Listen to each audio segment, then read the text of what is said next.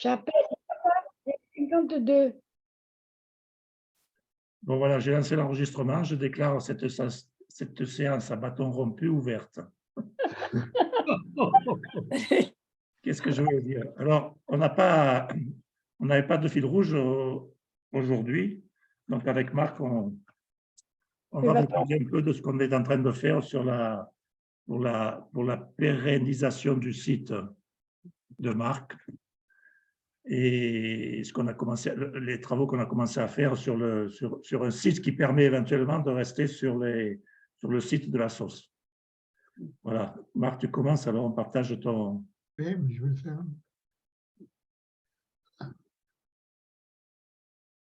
Catillon n'a pas mis 52.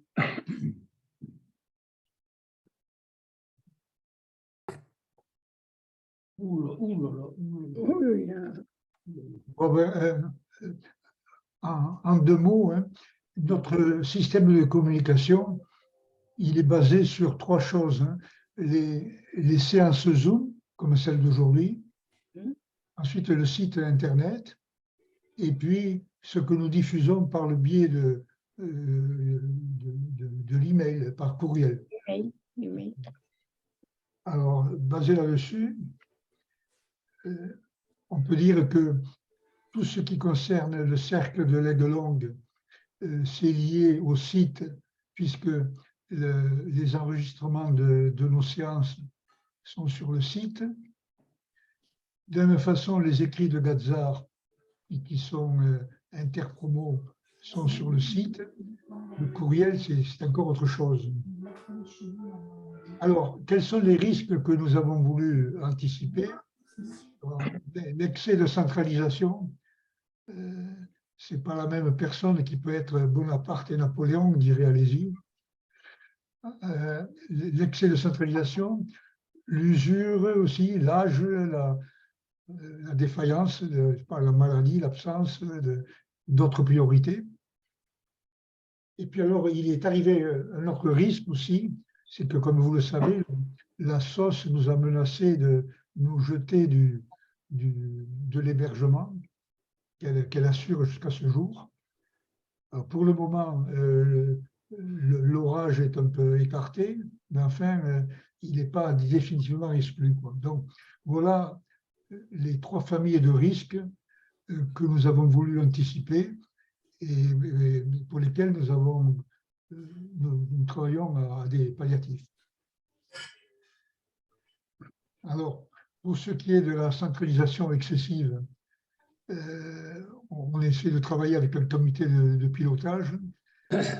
Denis n'est pas là aujourd'hui, je crois, mais enfin, vous savez qu'il fait un boulot de marketing énorme, Denis. Hein, la dernière trouvaille, maintenant, il a envoyé un message à la sauce pour que le magazine fasse de la publicité pour le cercle de Denis Voix-Grand. Richard Marino, lui, il prend mon relais. Il prend mon relais pour l'animation des séances et avec beaucoup de succès et de talent, donc c'est une réussite déjà. Bravo. Puis on a demandé à Serge Perrault, André Vernier, de compléter aussi, de donner leurs avis, de nous aider à piloter, disons, ce système de communication. Le site Internet lui-même, alors comme on l'a vu, il est exposé d'abord à être vidé, saqué de l'hébergement de la société. Alors du coup, on est en train de le dédoubler. On est en train de créer un site, enfin c'est surtout Richard. Richard est en train de créer un site qui soit compatible avec les critères et les spécifications de la société. Voilà, et puis moi je continue avec le site actuel. Pour ce qui est des listes de diffusion, là aussi, moi j'assure le relais avec plaisir, mais enfin cela dit, on peut trouver d'autres solutions quand même, ou des solutions parallèles. Alors, parmi ces solutions que nous avons proposées, il y a le fait que chacun distribue directement quelque chose lorsqu'il le souhaite directement à tout le monde. Cela dit, je peux continuer aussi à faire le relais. Voilà les grandes lignes. On va aller un peu plus dans le détail maintenant. Tu expliques Slack, ce que ça veut dire? Oui, on en parlera tout à l'heure, peut-être, mais en gros, c'est ça. Slack, c'est une application, personnellement, je l'utilise par ailleurs, qui est une sorte de blog, de blog en ligne. Je vais couper le...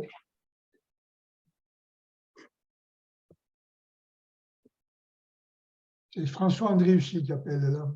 Est-ce que quelqu'un de sa promo là, peut l'appeler à François? Jean-Claude Auriol, tu peux l'appeler à François Andréussy? Peut-être parce qu'il n'a pas le lien. Oui. Tu veux appeler qui, pardon? François Andréussy. Je vais essayer de l'appeler, d'accord. Appelle-le, là, dis-lui que j'étais pris, moi, et que tu peux prendre le relais. Je l'ai eu il n'y a pas très longtemps, après le décès de son épouse. Bon, Attends, il m'appelle. bon, alors Non, je rien. vais l'appeler. Qu'est-ce que tu veux lui dire? Qu'est-ce que tu veux lui dire? C'est pas Je grave. lui demande. Bonjour. C'est Richard qui prend le relais. Pardon? Richard prend le relais. Non, parce que je suis prêt là. Hein. Ouais, mais je ne t'ai pas vu arriver, alors c'est pour ça. Tu te déconnectes et tu reconnectes que je te vois entrer. Ouais. Bon, pendant que Richard discute avec François, là, je continue. Hein. Oui, Slack, c'est une application qui est bien. Moi, je l'utilise par ailleurs avec un groupe familial. On définit un groupe, un peu comme un blog. Et dans ce groupe-là, on peut échanger des mails, on peut échanger des documents. Donc, tout ce que nous échangeons, par exemple, actuellement, sur, je ne sais pas, récemment, sur la constitution de la 5e, on pourrait le faire par ce biais-là. Chacun y apporterait directement sa contribution sans qu'il y ait besoin d'un relais. Bon.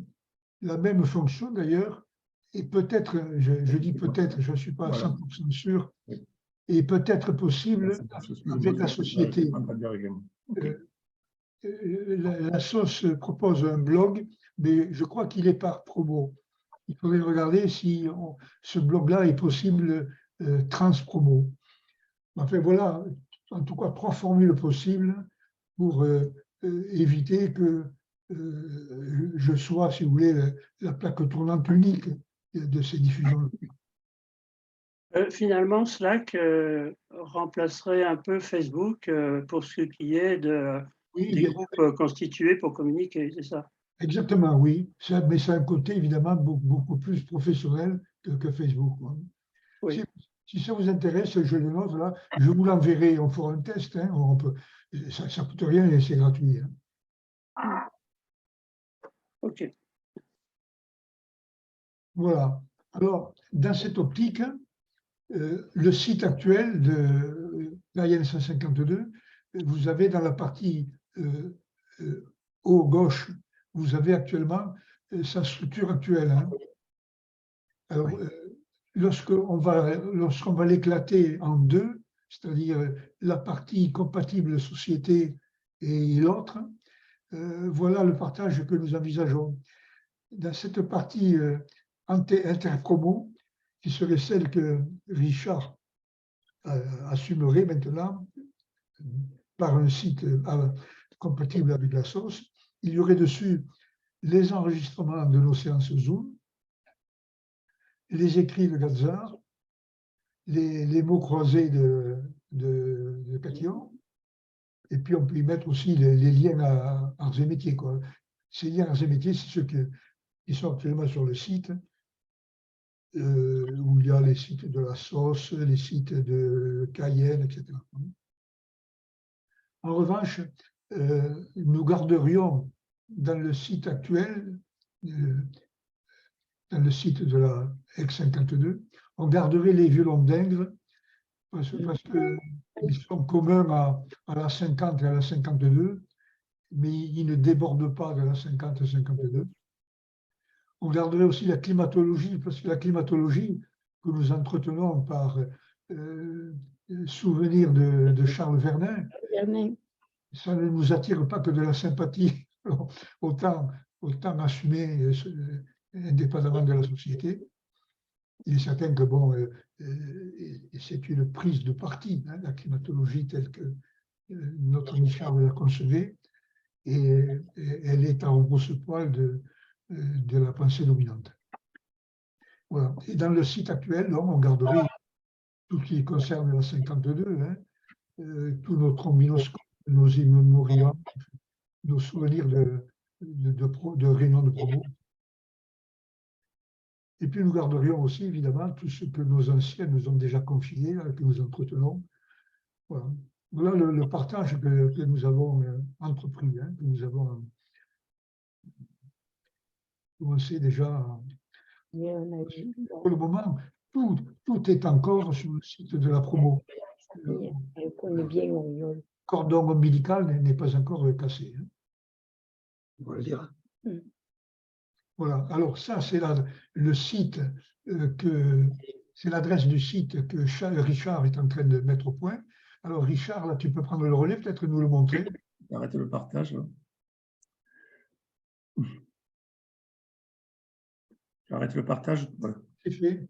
Voilà, François est arrivé parmi nous. Il arrivait pas. Je ne l'ai pas entendu arriver, moi. C'est pour ça qu'il est resté un peu longtemps dans la salle d'attente. Bonjour François. Bonjour tout le monde. Bonjour. Alors,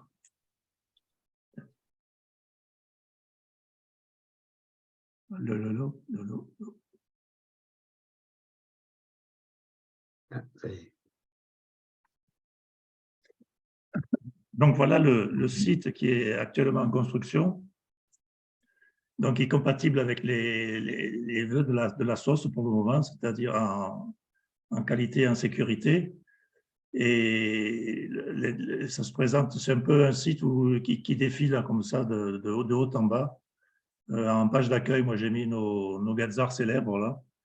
Et puis je vais vous montrer ce que ça donne au niveau des. J'ai fini de connecter toutes les séances Zoom, tous les enregistrements Zoom. Donc c'est dans la partie, vous voyez en haut, il y a un petit menu qui apparaît. Et dans les enregistrements, on arrive sur la page, voilà, sur la page de toutes nos séances Zoom depuis le départ. Alors là, c'est un ordre anti-chronologique.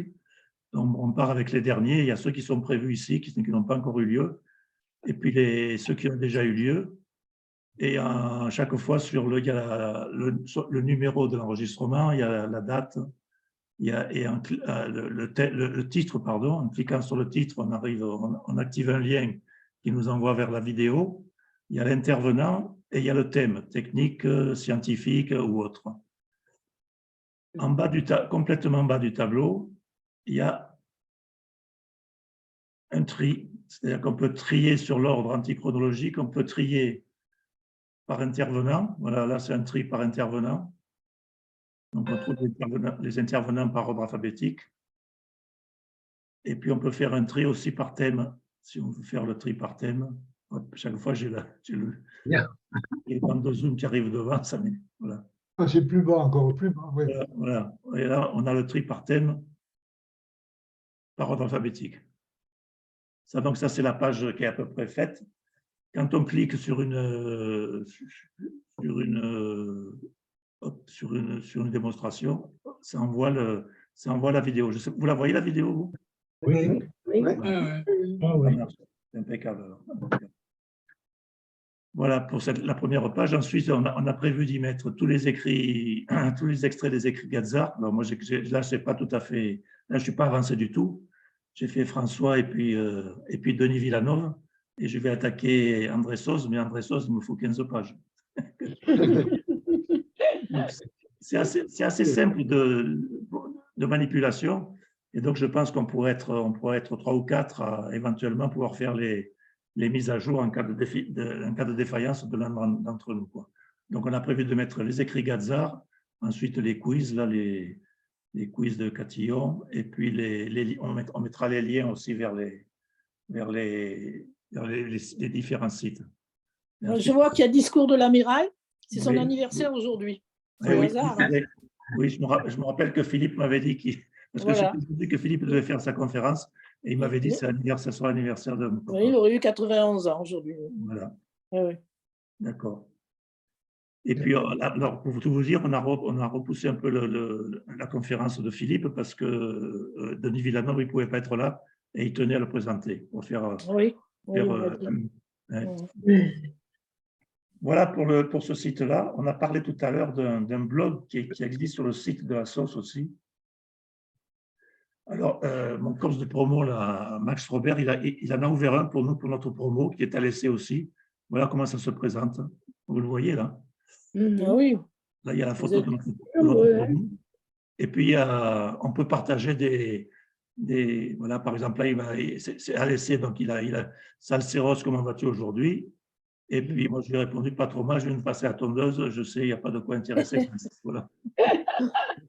Ça permet de discussion et de passer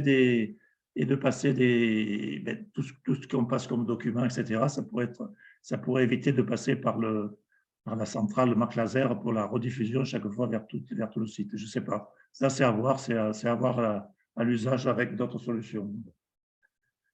Voilà pour ce que je voulais vous dire en ce qui concerne ça. Voilà où on en est. Donc, ce site de promo, ce qu'il y a, c'est qu'il, pour le moment, il fait encore beaucoup référence à des documents qui se trouvent dans le site de la Cayenne 152. Donc, par exemple, tout ce qui est écrit Gazar, la racine, c'est dans le c'est sur le site de Marc Razer. oui. Il faut tout que je transfère vers ce qu'on appelle un drive. Ça sera un drive particulier pour le site Interpromo, là, où on mettra tous les documents et ça sera dans le cloud, que ça ne sera pas dépendant du site d'un site particulier. Qu'est-ce qu'on peut dire d'autre là-dessus? Après, c'est du boulot de copier-coller, de rapatrier les documents, etc. Mais c'est assez facile d'utilisation et je pense qu'on pourrait… L'avantage aussi, c'est qu'on pourra être plusieurs à être capables de faire les mises à jour et d'entretenir le site. Vous avez des questions là-dessus? It's good. It's good.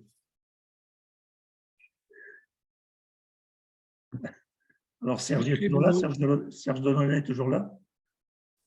Oui, mais il a coupé le son, Serge. Ah. Oui, je suis toujours là, oui. Non, Serge, c'est parce que en allant sur le site de la sauce, là, j'ai vu des sites de groupes, notamment celui de Grenoble. Alors, je me suis dit, tiens, on pourrait peut-être en faire un aussi pour le groupe de Nîmes. Mais en fait, Mais vas-y, parce que moi, je suis un peu sec en ordine, ça. J'arrive même pas à faire marcher ma caméra, là. Je ne sais pas ce qui se passe. Là. Quand j'aurai fini celui d'Interpromo, Ouais. Ah, voilà, monsieur Duguet, tiens. Voilà. Fais ta carte blanche.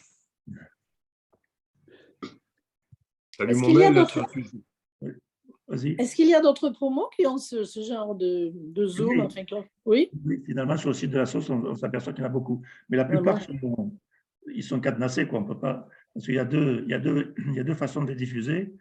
Soit on donne un accès à tous les Gazars, soit un accès réduit aux gars de la promo. En général, les sites de promo, il faut un code pour y aller parce qu'il y a les fichiers d'adresse, il y a des tas de trucs qui sont un peu plus ou moins confidentiels, quoi.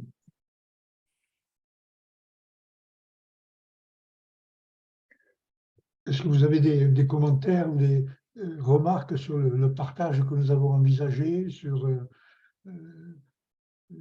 C'est très bien fait. Ah oui, c'est super. Hein. Aussi, je trouve que c'est très bien fait. L'accès sera relativement facile, quoi, suivant le sujet qu'on veut choisir. Ouais. Mais le suivi des enregistrements, il est chouette là, parce qu'il est fait à partir d'Excel, ce qui permet tous les tris possibles.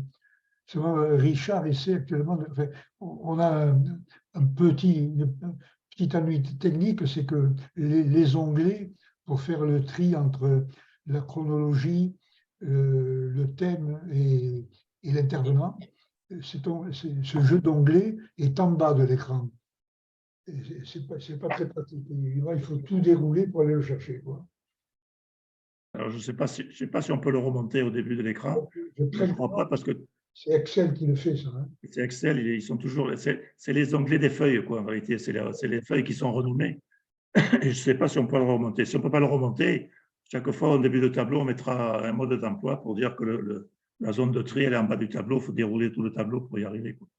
Mais alors, le tableau, enfin, je ne sais pas, moi, je pensais que parce qu'il commence à être un peu long à dérouler aussi, on les scindera peut-être par année aussi.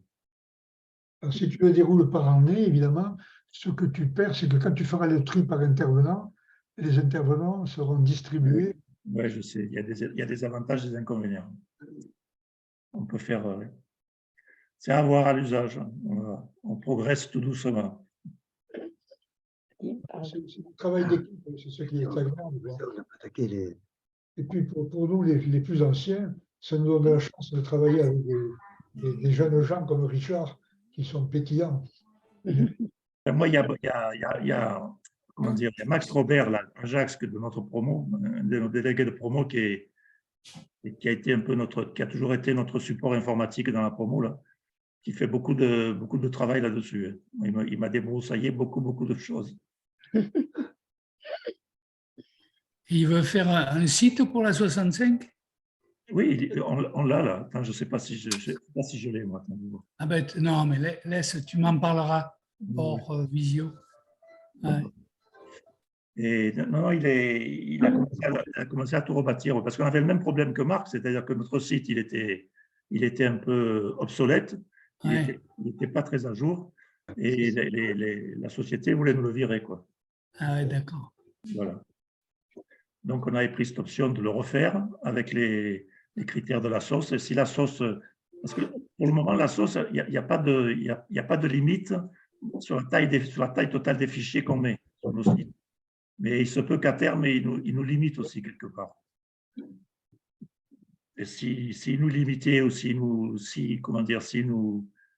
éjectait du site de la sauce, on avait envisagé avec Marc de passer par un autre hébergement de sites, quoi, comme OVH ou autres, qui sont finalement accessibles parce que c'est de l'ordre d'une centaine d'euros, même pas par an, pas de demande, pour avoir un espace de stockage assez conséquent pour héberger nos sites. Je vois que M. Catillon, il est enrhumé. C'est les allergies. Dans l'immédiat, on peut mettre le lien vers la 165, on peut le mettre sur le site de la 152. La 165, ça va être un site verrouillé aussi, je pense. D'ailleurs, il faudra des mots de passe, quoi. C'est comme il y a une vidéo, celle de Valse de Vienne, là, qui est verrouillée par un code. Oui. Non, c'est celle sur les implants chirurgicaux, là. Oui, il avait demandé, c'était la première intervention de Stéphane Morvan. Oui, la première intervention de Stéphane. Alors, elle est verrouillée par un code, et alors moi, je ne me rappelle jamais. Et le mot de passe, c'est Liancourt, en minuscule. Voilà, alors, je ne sais pas comment faire pour ceux qui tombent dessus, chaque fois, il faudrait le mémoriser. Il faudrait écrire en gros le mot. Non, mais alors, sur le site Interpromo, on ne pourra pas parce qu'il est accessible partout. Donc, on ne peut pas mettre les mots de passe. Si, on peut le faire avec... il faudrait l'écrire en PHP, quoi, et ça, je ne crois pas que ce soit possible. Alors ça, pour tout vous dire, Marc, il a essayé de nous initier au langage HTML, PHP et tout. C'est un peu trop compliqué, quoi, pour faire les mises à jour. Donc, je suis tombé sur un élève brillant mais impatient. Il voulait avoir tout compris le premier jour. Ça, c'est pas possible.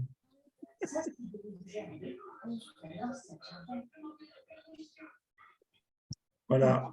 Qu'est-ce qu'il y a? Je ne sais pas s'il y a d'autres sujets qui vous intéressent, parce que cette semaine, il y a eu beaucoup d'échanges sur le niveau du cercle. Hein.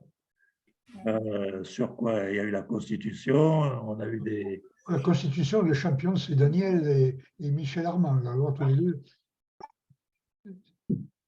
Qu'est-ce que vous avez pensé du texte qu'on a reçu par mail là?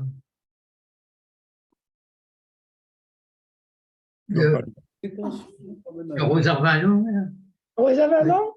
Oui, pas lu le texte. Mais oui, Non, tu l'as pas lu. oui. non, Daniel Géry et Michel Armand ont reçu un message de Canonero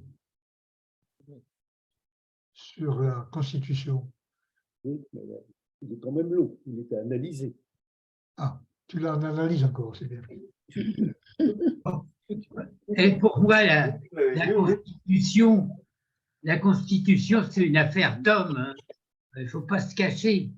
Il y a les textes de la Constitution et puis il y a la manière de la pratiquer, ça dépend de l'homme. Il y a une différence entre Chirac et Macron, entre Mitterrand et Sarkozy. Ça, c'est un éclairage, André. Il y a un autre éclairage, c'est l'exemple américain. L'exemple américain, c'est une constitution qui est réduite, mais qui est stable. Autrement dit, c'est la même pratiquement depuis l'origine, mais il n'y a pas grand-chose dessus. Il y a l'essentiel. Alors qu'en France, chaque fois qu'on change, on veut mettre la précaution dessus, on veut mettre l'égalité des hommes et des femmes, on veut tout y mettre. Mais je crois que c'est un thème, c'est un risque d'instabilité. Ça fait marcher les avocats, hein. Il y a Daniel Géry qui veut dire quelque chose. Donc, je vais répondre simplement, André, en disant ce qui est assez curieux, c'est qu'on associe la Constitution à notre président de la République. Or, depuis quelques cinquantaine d'années, la Constitution n'a pas globalement très changé. Mais aujourd'hui, c'est la perception qu'on en a. Par exemple, aujourd'hui, on a l'impression que Macron, puisqu'il est d'actualité, il supporte toutes les critiques que l'on aurait pu faire depuis longtemps. Par exemple, le 49.3 qui a été utilisé, je crois, 177 fois ou un truc comme ça. Il y a 20 ou 30 ans, c'était un outil normal qui était dans notre Constitution. Aujourd'hui, il est rejeté avec une certaine justesse, peut-être, parce qu'on ne le supporte pas. Et on dit, Macron a utilisé le 49.3 et je pense qu'il a. Je ne suis pas d'accord sur le fait qu'il l'ait utilisé, mais on trouvait ça tout à fait normal il y a quelques décennies. C'est ça qui me gêne un petit peu. Et puisqu'il partait de ça, moi, je me suis posé la question, comment aborder le sujet? Et je me suis posé la question aujourd'hui, est-ce que l'Assemblée nationale est un miroir assez valable de la population française? J'ai l'impression que d'autres éléments comme les syndicats. Bien sûr que non, bien sûr que non. Bon, alors, la question que je me suis posée actuellement, je suis en train d'y réfléchir comme ça le jour au moment de mes insomnies, c'est quels moyens aurions-nous de trouver au travers de quelques centaines de personnes, une représentation valable. Parce que moi, je m'aperçois d'une chose, c'est qu'en analysant les différentes périodes que nous avons vécues, en fait, l'Assemblée nationale n'est qu'un conglomérat de partis. Et je me pose encore la question de savoir pourquoi est-ce qu'il est utile qu'un député soit élu, soit nous représente en tant que député de quelque chose. Il a pour mission d'analyser, disons, un problème à l'échelon national. Le régional, c'est autre chose. Or, aujourd'hui, les députés représentent en même temps leur parti politique, mais également leur région. Il y a une fonction double qui ne m'apparaît pas valable. Non, moi, je suis pas du tout d'accord avec toi, là. Je vais t'expliquer. Non, mais attends, je vais t'expliquer pourquoi. Oui. Alors d'abord, dans l'Assemblée actuelle, il ne faut pas oublier qu'il y a plein de gars qui ont été élus par défaut, on va dire, et Oui. qui justement ne sont pas des hommes politiques. Ce sont tout un tas de gus là, qui se sont pointés, et on aurait pu en être, moi j'aurais pu en être avec mes relations à Nîmes. Il suffisait de grenouiller pour dire à Macron qu'il est le plus beau du monde, et clac, était le député 2.0 du coin. Ce sont des gens qui sont hors sol, qui justement n'ont aucune compétence politique, et que tu le veuilles ou non, les partis politiques, bah, ils ont quand même le mérite d'exister, et la palette est large, et puis au moins ils ont, comment dirais-je, une espèce de légitimité, et puis, alors c'est vrai qu'il est très difficile quand tu es député et que tu es dans un parti comme par exemple les Républicains, il est très difficile de s'en détacher et de ne pas suivre les consignes de vote, ça c'est sûr. Moi je me souviens d'un jeune député, celui qui a démonté Dominique Voynet, qui est le beau-frère d'un de mes anciens chefs de service.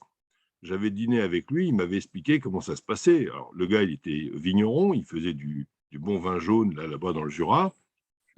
Il a démonté Dominique Voynet, bravo, avec l'appui du parti RPR ou LR, je ne sais plus quoi à l'époque.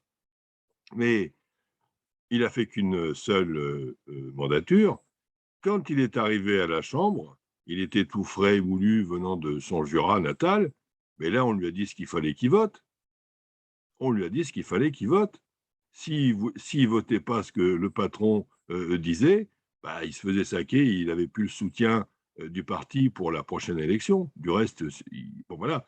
Actuellement, l'excellent Raphaël Schellenberger qu'on avait exécuté avec des copains il y a à peu près 3 ans maintenant, et qui a fait un brillant travail là, dans la commission actuelle avec le jeune Armand, là, le petit-fils de Louis Armand, ben lui, je te signale qu'il fait partie des 15 jeunes députés LR qui n'ont pas voté comme l'avait demandé leur chef de file. Mais ce que faisant, lui, il a une telle aura actuelle qu'il s'en fout, quoi, tu vois. Et puis c'est un type qui lui, a fait des études techniques, etc. Donc, et moi, moi, j'ai un peu fréquenté ce milieu-là quand j'étais à la Datar autrefois, j'avais affaire à tous ces gus. Il n'empêche quand même que le fait d'avoir interdit aux mecs d'être députés maires ou sénateurs maires, à mon avis, c'est une grosse connerie. C'est une grosse connerie, à mon avis. Parce que au moins, ces gens-là, ils savent ce que c'est que la merde, ils savent ce que c'est que le social. Moi, j'ai un copain de promo, il est maire depuis 25 ans. Et je te dis pas, et il est également président d'une communauté de communes. Mais sa femme, elle en a marre. On le réveille à 3 heures du matin pour les coqs, les chiens qui gueulent, etc., tout ça. Mais il a un boulot. Il a un boulot extraordinaire. Il est réélu parce qu'il est ingénieur arts et métiers, il est donc pas trop con et il fait plein de choses pour sa collectivité. C'est un travail passionnant, tu vois. Mais au moins, le mec, il sait ce que c'est que la misère sociale, etc. Quand tu regardes les espèces de petits cons là, qui parlent à la télé, là, des députés 2.0 de Macron, mais attends, mais ils sont hors sol, complètement hors sol. D'ailleurs, on ne les entend plus. Mais ils sont secs. Donc, moi, je pense qu'il faut qu'ils aient un ancrage justement territorial. Il faut avoir un ancrage territorial pour pouvoir porter, parce que chaque territoire a des particularités, et c'est par le lissage et puis le dialogue de tous les territoires qu'on peut avoir un consensus, tu vois, parce que là actuellement c'est le bordel complet, quoi. Enfin, c'est fou. Et moi je crains le pire, hein. Je crains le pire, hein. Moi, pour rebondir sur ce qu'a dit Daniel et puis Serge, en ce qui concerne la représentativité de nos élus, moi, ce que je constate, c'est que depuis plusieurs années, de nombreuses années, on fait plutôt des votes contre que des votes pour, à la fin. On vote contre quelqu'un qu'on ne veut pas. Bon, en ce qui concerne la représentativité, il faut dire que déjà, il y a beaucoup d'abstentions. Alors, on ne peut pas dire effectivement que l'Assemblée nationale, son type d'élection par circonscription, représente l'ensemble de la population. Quand il y a 50% des gens qui ne se déplacent pas, ben, on ne sait pas ce qu'ils pensent, on ne sait pas ce qu'ils ont derrière la tête, ce n'est pas possible. Bon, pour revenir sur le 49.3, le 49.3 a été posé, enfin, mis en constitution pour éviter les problèmes qu'on a eus. Mais il faut dire qu'il y avait derrière l'idée qu'on pouvait, il y a un vote, j'ai déposé une motion de censure, et l'idée c'était qu'il fallait que ceux qui étaient contre la proposition de loi qui faisait l'objet du 49.3 et une contre-proposition majoritaire. Pourquoi marche pas les vidéos? Il y a eu un vote derrière, mais ce vote n'a pas retrouvé la majorité. Et même s'il avait retrouvé la majorité, je ne suis pas sûr que les gens étaient tous d'accord entre eux, notamment les gens du Parti républicain qui ont fait campagne pour à la retraite à 65 ans et qu'au dernier moment, je ne sais pas pourquoi, enfin peu importe leur raison, ils doivent en avoir, n'ont pas voulu voter le texte de loi qui était présenté par le gouvernement. Pourquoi il y a dans la situation actuelle, mais ce n'est pas comme pour l'État, mais il y a des tas d'injonctions qui viennent d'en haut, l'information et les actions descendantes, et il n'y a pas assez d'actions montantes, c'est-à-dire, comme on dit, les maires qui peuvent reporter vers le haut des informations, etc. Et ça manque. Exactement. Il n'y a pas d'information montante pour faire porter l'information vers le haut. Il y a l'information descendante est trop dominante. Alors, il y a aussi une autre chose. La première chambre, après l'arrivée de Mitterrand, il y avait 52% de fonctionnaires et de professeurs qui étaient députés. 52%. D'accord ? C'est des mecs qui ont toujours raison et qui ne sont même pas notés par leur hiérarchie. Hein. Et là, actuellement, moi, j'en discute avec mon député du coin, Philippe Bertha, qui est un grand scientifique. Il m'a dit qu'ils étaient 2 à avoir ce niveau intellectuel au sein de l'Assemblée nationale. L'autre, c'est Villani qui est parti. Et sinon, il y a 13 mecs qui sont niveau bac, enfin, il y a 13 mecs qui sont ingénieurs ou assimilés, quoi. Attends, ça va pas. 13 sur 500 et quelques machins, attends. Et puis, voilà, quoi. Et puis là, le gouvernement, c'est pire. Absolument, absolument. Mais il y a c'est ce qui explique le bordel. Hein. Il y a un problème là aussi, c'est que si toi, tu te présentes et tu vas quitter ton boulot, et que quand tu auras fini ta mandature, tu n'es pas réélu, tu ne sais pas ce que tu vas trouver. Alors que les fonctionnaires, c'est pour ça qu'il y en a beaucoup. Ils peuvent faire une mandature, et puis s'ils ne sont pas réélus, ils ne se représentent pas, ils retrouvent leur boulot. Ça, c'est sûrement un frein important à ce que des gens de la société civile se présentent aux élections. Tu as parfaitement raison. Alors, il y a juste un contre-exemple remarquable, c'est notre camarade Bascou à Rivesaltes, qui a été député-maire pendant pas mal de temps. Il a été 3 fois député et il est maire de Rivesaltes. Alors, c'est dommage que Denis ne soit pas là, il le connaît très bien. Il a été maire de Rivesaltes pendant au moins une vingtaine d'années, si ce n'est pas plus. Il était patron d'une boîte de calcul, parce que je crois qu'après les arts, il a fait le Chebap. Il était patron d'une boîte de calcul de structure sous-traitant de Bouygues, mais il était vachement bien secondé. Et donc, il continuait, si tu veux, à avoir un bon second pour faire marcher sa boîte, quoi. Mais c'est une rare exception. C'est exceptionnel. Moi, je voulais vous dire une chose, c'est tout simplement, je ne suis pas pour ou contre quoi que ce soit, je m'aperçois d'une chose, et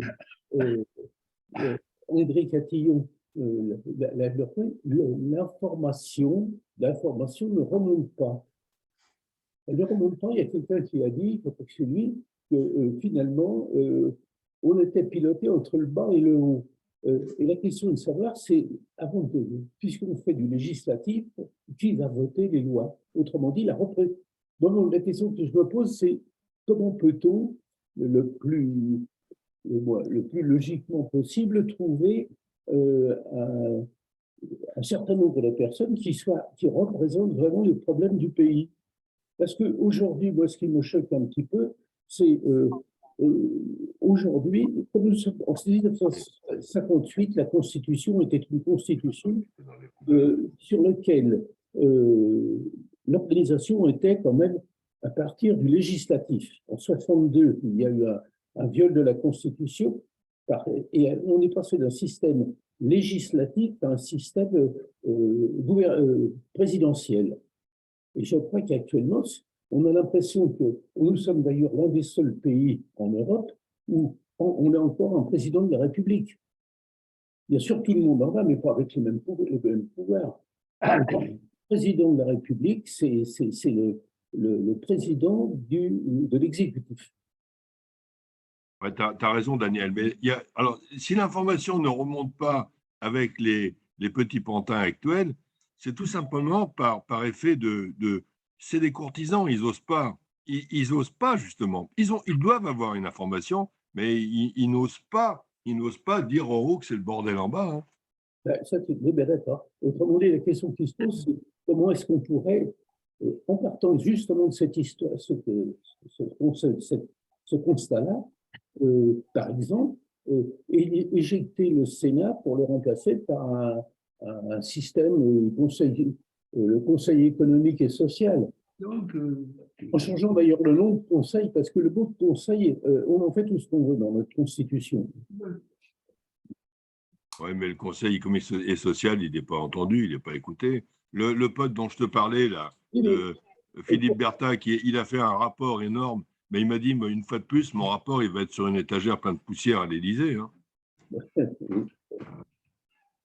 Autrement dit, est-ce que… Non, je crois que la prochaine truc, c'est le bulletin de vote, parce que tous ces petits députés, là, ils vont se faire balayer. Hein. Puis moi, je crains le pire, hein, c'est que tu vas voir, il y a une vague qui va arriver, qui ne va pas être triste. Hein.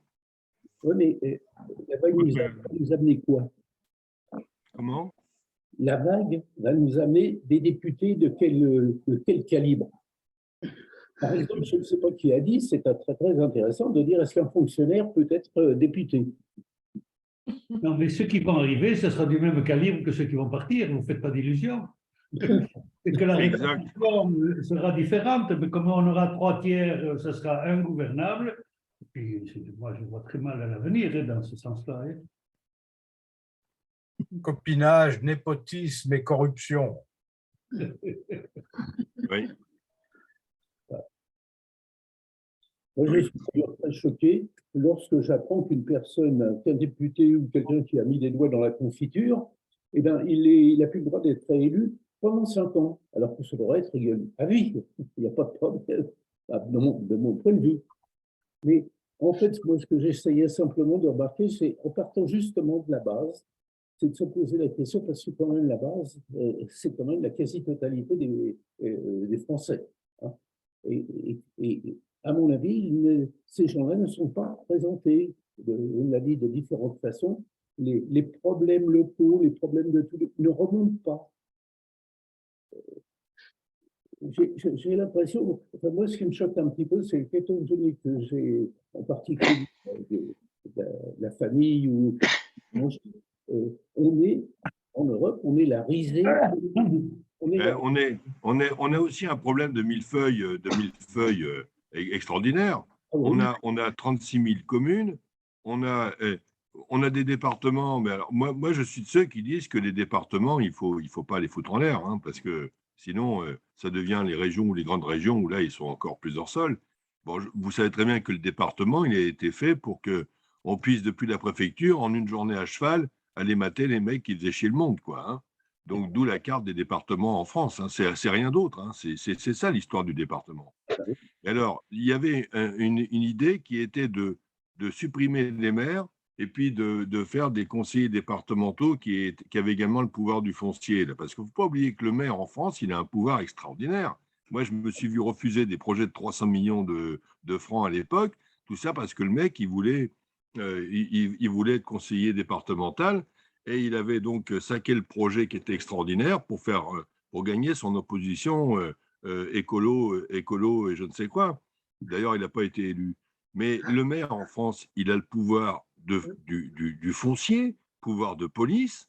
Attends, mais quand tu viens avec des investisseurs étrangers, quand ils voient ça, le mec, vous êtes con, quoi, là. Et en plus, il y en a 36 000. Hein. Et puis, il y en a qui sont… alors, il y en a qui sont brillants. Puis il y en a d'autres, les pauvres, ils sont complètement débordés. Complètement débordés, ils n'ont rien sous le béret, les mecs. Hein. Et donc, du coup, pour pouvoir appliquer telle ou telle loi, il faut appel à des cabinets, des avocats, des machins, et puis c'est le bordel complet, quoi. Le pays a un millefeuille qui est horrible. Donc, du coup, on a fait des comités de communes pour essayer de calmer tout ça. Après ça, on a fait des métropoles. La différence, c'est que quand tu as une métropole, bah, tu n'as pas le pouvoir du foncier, alors qu'un district, ou comme ce qu'ils ont fait à Montpellier, bah, tu l'as, et c'est ça le problème. Et puis les maires, ils ne veulent pas s'en défaire de ça. et qui peut aborder le sujet. Qui peut prendre le sujet Ah, voilà. tout le monde Bah, est écoute, d'accord. moi, je suis comme un sale technocrate nucléocrate. Moi, je ne pense qu'à l'intelligence et puis à l'abnégation, et puis etc. Il est certain que du temps où les DDE étaient puissantes, parce que maintenant, les meilleurs agents des DDE, ils sont partis au conseil départemental, il ne faut pas croire. Hein. Il ne reste plus que des crèmes dans les DDTM. Mais à l'époque, on n'aurait pas construit un tas de baraques dans les lits des rivières, hein, mon vieux. Alors que là, les maires, ils te donnent le permis de construire, tout ça pour être élu, on le sait très bien. Hein. En parlant des maires, il n'y a pas de limite à la durée d'un mandat de maire. J'ai eu le même pendant 40 ans. J'avais l'impression de vivre 40 ans en arrière. Hein. L'horreur. Exact. Bon, et puis, on a quand même le problème de la violence aujourd'hui, quand même. Je ne sais pas, mais dans notre pays. Pour revenir, Ouais, alors, Qui monte, je veux dire, les maires Ouais. qui se font agresser, les députés qui se font agresser parce qu'ils votent ou ils ne votent pas la loi, c'est terrible, quand même, quelque part. et regarde bien la carte de la violence. Tu vas avoir une grosse surprise. Ben, La carte de la violence, c'est là où il y a des maires écolos, hein, je te signale. Ah, Ah ben oui, ils veulent pas, ils veulent pas armer les policiers, ils veulent pas ci, ils veulent pas mi. Pas Et les puis caméras. t'as qu'à voir à Nantes, pas de caméra. Regarde ce qui se passe à Nantes, à Grenoble et compagnie, hein, parce qu'il n'y a pas que le 9-3. Hein. et Bordeaux, Bordeaux qui était calme. Oui, Bordeaux, ben voilà, oui, Bordeaux. voilà. Brest, Et, puis, et Paris. Rennes. Mais je pense que tous ces maires écolos, à mon avis, la prochaine municipale, ils vont dégager, je pense. en parlant de millefeuille, quand je me suis occupé là, de faire avorter ce projet de stade à côté de chez moi, j'ai découvert que en dehors des départements et de la région, il y avait une direction interdépartementale. Autrement dit, et vous avez l'Hérault, le Gard, vous avez l'Occitanie, et puis il y a une direction interdépartementale qui couvre des départements de l'Occitanie et de PACA, mais pas tous. Autrement dit, c'est affolant. Cette direction-là interdépartementale, elle s'occupe notamment de la sécurité des accès. Mais on te parle tout le temps de réduire les frais de l'administration française, de réduire les doublons, etc. etc. Bon, j'ai entendu dire, il me semble, que le président et son gouvernement voulaient faire une réforme administrative. Ben, il y en a beaucoup qui s'y sont déjà aventurés, mais ça n'a jamais rien donné parce que tu touches des gens, des énarques, des hauts fonctionnaires de l'État qui sont indéboulonnables, à ce que j'ai compris. Mais tu sais ce qu'ils ont dans les cartons, là? Tu sais ce qu'ils ont dans les cartons? Non. Ben, on avait 22 régions, il y en a 13, et ils veulent encore en réduire le nombre, hein, je te signale. Ah, moi, j'ai entendu aussi la demande à l'inverse. On trouve que certaines régions, comme la Nouvelle-Aquitaine, qui est immense, quoi. Maintenant, je crois que c'est la plus grande région. Ben, Et on voudrait peut-être revenir un peu des régions un peu plus modestes, peut-être. Ou comme l'Alsace, qu'on a ras-le-bol d'être pilotée par Reims ou je ne sais plus quoi, là. Bref, oui. Ouais. Il en a été question aussi pour notre région Occitanie. Macron voulait la découpler revenir au Languedoc-Roussillon et Midi-Pyrénées.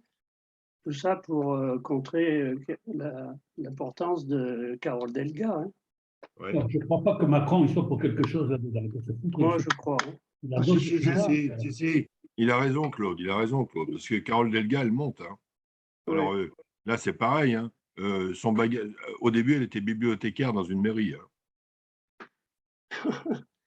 D'accord. Mais ça n'empêche pas, je veux dire, le diplôme, moi, je suis d'accord, mais ça n'empêche pas que c'est pas parce que les gens ne sont pas diplômés au départ qu'ils ne se forment pas. Je veux dire, dans notre pays, il y a d'autres moyens d'arriver à s'instruire et puis à devenir efficace, alors que tu n'as pas pu avoir le bon diplôme quand même. Je suis d'accord avec toi, mais à une remarque de fond près, c'est que derrière ces gens-là, il y a des X-Pont, des X-Mine et compagnie, et que est-ce que tu imagines un dialogue entre Carole Delga et puis un X-Mine, là? Le mec, il va faire ce qu'il veut. Mais bien sûr. Oui. Il y a Et des gars qui finalement, ont démarré aussi comme apprentis ou comme, enfin, et puis qui ont réussi à créer des entreprises importantes, quoi. C'est et pareil. je dis pas le contraire. Mais le problème, mais moi j'ai travaillé pendant 5 ans avec ces gens-là. Il faut voir ce qui se passe dans l'administration, dans la haute administration française. Je suis désolé. Si tu te pointes avec un diplôme de boulanger, tu auras du mal, hein. Je suis désolé. Pourtant, boulanger, il est important. Je ne dis pas le contraire. Mais le problème, c'est que c'est comme ça. Regarde les corps des mines, les corps des ponts. Les mecs qui sont X-Mines, ils ne sont pas embauchés chez toi. Ils sont mis à disposition du corps des mines. C'est depuis Napoléon, ce truc-là. Et leur avancement, il est fait par le patron du corps des mines. C'est comme ça que j'ai raté un énorme investissement à Beaucaire. Parce que le patron du corps des mines, il était chez Saint-Gobain. D'accord? Et donc, le vitrier texan qui voulait venir à Beaucaire, eh ben, il l'a eu dans le cul. Parce que ça mettait en l'air le flot de glace de Saint-Gobain au sud de Lyon. Et voilà. Et là, on avait perdu 1 milliard et puis je ne sais plus combien de centaines d'emplois. Non, c'est pas évident, hein. Non, tu parles de Delga. Delga, c'est une politique. C'est sûr que Oui. on va pas la brancher sur les coupes de plaisir ou des marchés comme ça. Non, mais puis c'était Des une bonne politique. politiques, C'était une bonne politique. Elle se débrouille bien, la petite, hein. Et voilà. Et je veux dire, la décision politique, c'est pas la décision de l'ingénieur. On est d'accord. Depuis le temps qu'on discute de ça, on est d'accord là-dessus. Mais René Chapelle, il doit les connaître. C'était Guardian de Houston. Tu vois, bon, eh ben, ils allaient faire un investissement. Moi, on avait cru qu'on allait gagner, hein. Ils sont allés en Espagne. Non, mais on est d'accord. Et maintenant, tu vois leurs camions sur l'autoroute. D'ailleurs, on rebondit sur l'Europe. Merci. Bon. Merci Serge et merci pour cette. C'est intéressant quand même au débat, c'est intéressant. Bon, je vois que. J'arrête là. Moi, j'ai pas connu, ou alors je me rappelle plus de l'expérience des élections à la proportionnelle. Bon, je ne sais pas si on va y arriver, mais je suis curieux de voir aussi quand même. Mais l'élection à la proportionnelle, c'est un exemple en Israël. Mais c'est une élection évidemment qui est la plus représentative, hein. C'est pour ça qu'elle est intéressante, mais après, tu as des gouvernements, le pays est ingouvernable. Et les minorités qui s'allient avec un groupe plus gros pour faire une majorité, eh bien, c'est eux qui dictent la loi. Donc, c'est mal, ça ne marche pas. Ça marche pas. Il faut trouver un bon mixte. Il faut trouver une dose de proportionnelle. Il faut en faire une partie de proportionnelle et puis une partie voilà. actuellement. Exactement. Ouais, je sais pas, les gens, moi je sais que les gens qui votent l'abstention qu'on note chaque fois au deuxième tour de nos élections, là, la plupart des gens ils disent oui, ça ne sert à rien que j'aille voter ce coup-ci parce que de toute façon, c'est pas celui que je veux qui va passer, etc. Ça sort de là.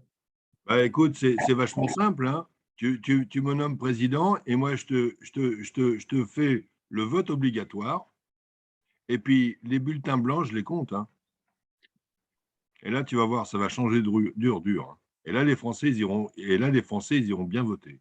Peut-être on est dans en Belgique, les non-votants, ils doivent payer quelque chose, hein.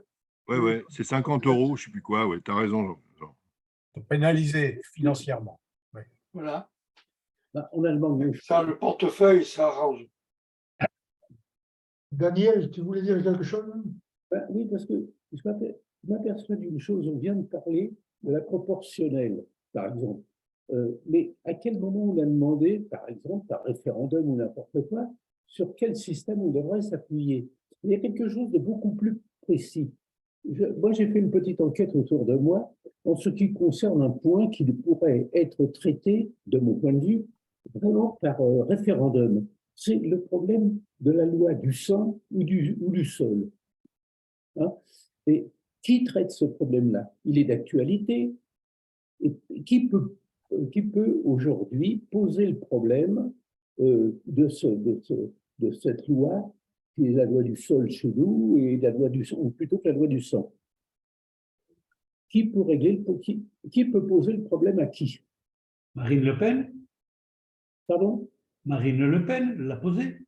Oui, non, non, je m'en doute, mais on peut quand même, sans rentrer dans un parti, on peut quand même demander, poser des aux au peuple directement.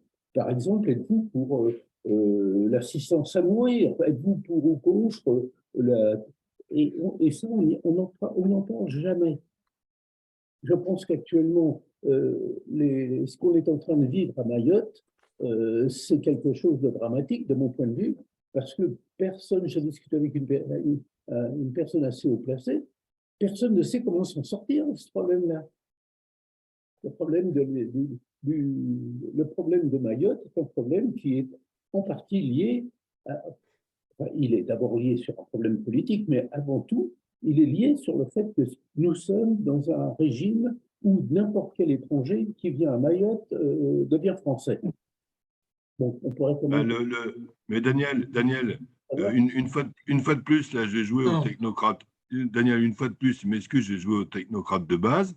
Oui. Ça passe forcément par des études, par des analyses historiques. Et puis Mayotte, c'était 25 000 mecs autrefois, aujourd'hui c'est 300 000. Exact. Et donc voilà. Daniel, c'est pas le problème de la personne qui va à Mayotte, c'est le problème des naissances à Mayotte. Et ils naissent français. Mais c'est ce qu'on dit. C'est pour ça qu'ils sont passés de 25 000 à 300 000. Oui, mais ça c'est la différence entre la France et l'Allemagne. En Allemagne, je crois que c'est la loi. C'est le droit du sol. Avec un bémol, cependant, qui consiste à dire que si les parents sont déjà sont nés en Allemagne, bien qu'étrangers, etc., on peut devenir allemand. Mais j'ai un petit-fils, moi, qui est né en Allemagne, j'ai étudié un petit peu la chose. Je pense que nous sommes le seul pays actuellement où on donne la nationalité française à celui qui naît. Voilà. Et le problème de Mayotte est lié… Qui naît en France. Oui. Bon, aujourd'hui, c'est le droit du sol. Français, est-ce que vous êtes pour la loi du sol ou la loi du sang? Mais personne ne pose la question. Il y a une autre solution, c'est de faire comme faisaient les Romains. Hein. À Rome, était citoyen romain celui qui payait des impôts. Oui. Même en Grèce. Alors que chez les Grecs, était citoyen grec celui qui parlait grec et qui écrivait grec. Les autres étaient des barbares. Oui. Ah là, on est en plein de règles. Putain, le cercle de l'Aiglon, là, il devient extraordinairement politique. Mais c'est intéressant, la discussion. Moi, ça me plaît, ça. Quand c'est calme, quand c'est bien dit, c'est bien. Quand il n'y a pas de débordement dans les débats, c'est bien. Mais on ne s'engueule pas. Hein. C'est bien, la loi du sol, la loi du sang, ça changerait quelque chose? Ça porterait quelque chose? Moi, je sais pas. Non, mais par contre, si tu veux, dans le Gard, il y aurait 54% de mecs qui n'auraient pas le droit de voter, quand même. Déjà, ceux qui ont le droit de voter, ils n'y vont pas. Non, je pense que ceux qui payent des… Non, je ne suis pas d'accord avec toi, Jean-Claude. Je pense que ceux qui payent des impôts, ils vont voter, mec. Oui. À mon avis. 50% des gens qui ne paient pas des impôts. Là encore, il y a une étude à faire, passionnante. Oh, c'est bien. Bon. On n'a pas encore… On n'a pas encore… Je suis très content d'avoir une première ministre polytechnicienne. Voilà. Au moins, il y en a un qui est content. C'est bien. Donc, vive la France, les amis. Bon, on va conclure là-dessus. Vive la France. Très bien. Quelque chose.